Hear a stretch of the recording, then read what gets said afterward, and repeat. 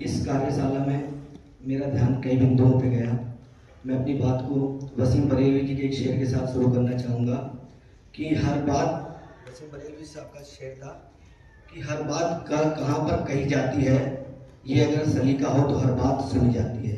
तो यहाँ पर सबसे बड़ा जो मौका मुझे सीखने का मिला, इसमें मैंने सीखा कि हमें सबसे महत्वपूर्ण जो है सुनना है।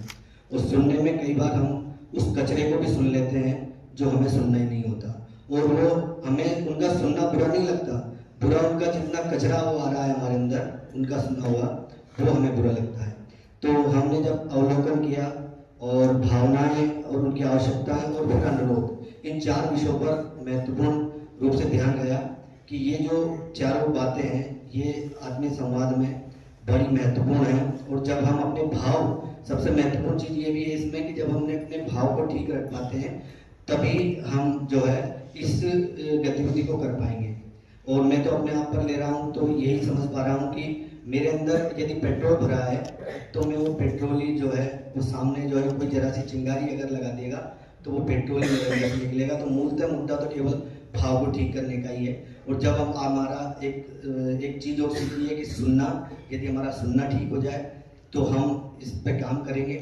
और मेरे जितने सहपाठी साथी हैं उनके साथ में मैं उस व्यवहार शैली के साथ जीता ही हूँ, क्योंकि मैं आनंद विभाग के साथ कार्य कर रहा हूँ तो कहीं ना कहीं मेरे व्यवहार में वो परिवर्तन दिखे, उसके लिए मैं तो कार्य कर ही रहा हूँ। और ये जो आत्मीय संवाद है ये इसमें एक और भूमिका निभाएगा।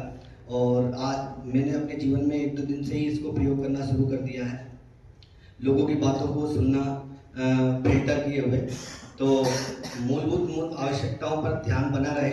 और जब हम उनकी बातों को सुने तो सारा कचरा फिल्टर करते हुए सुन पाऊँ, और जब उनमें उनकी नीड को पहचान पाऊँ तो उस नीड में क्या मैं कर सकता हूँ वो भागीदारी जो है उसमें सुनिश्चित कर पाऊँ, तो कहीं ना कहीं मेरा संवाद जो है ठीक होगा। और सारा विवाद जो है, वो सारी हिंसा जो है वो भाषा की है, ये मैं समझ पाया हूँ। क्योंकि अगर हमारी भाषा ठीक होगी तो कहीं ना कहीं हम ठीक से कार्य कर पाएंगे, ठीक से संवाद कर पाएंगे।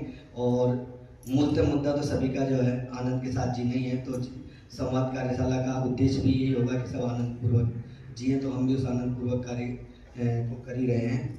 और साथ ही एक चीज़ इसमें महत्वपूर्ण मुझे ये लगी कि हम सामने वाले को जो है यदि सांप समझ रहे हैं तो हमारा उसके साथ बर्ताव जो है सांप जैसा ही रहेगा। और यदि हमारा जैसे हमें पता चलता है कि रस्सी है तो हमारा जो स्वभाव वो है वो रस्सी जैसा